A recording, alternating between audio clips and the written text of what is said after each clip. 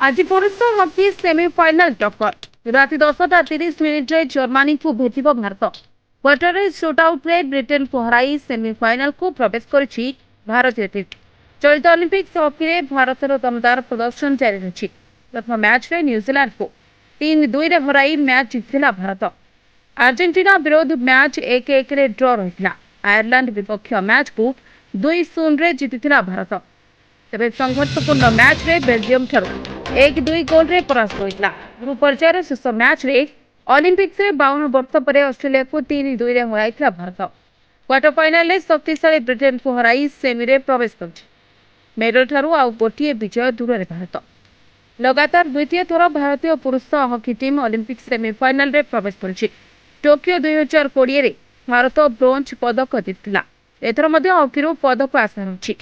Olympics इतिहास में भारत 8टी स्वर्ण जीति। एबे नवम गोल्ड मेडल लक्ष्य मैदान पन्ना। 1980 शेष थर स्वर्ण जीतिला टीम इंडिया। 2008 योग्यता हासिल वंचित होता।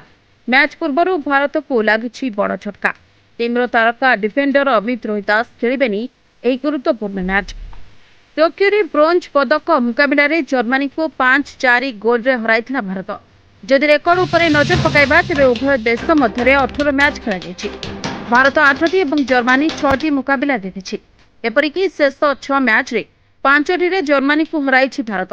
तेणु जर्मनी विपक्ष सेमिफाइनाल रे भारतर पल्ला भारी रही।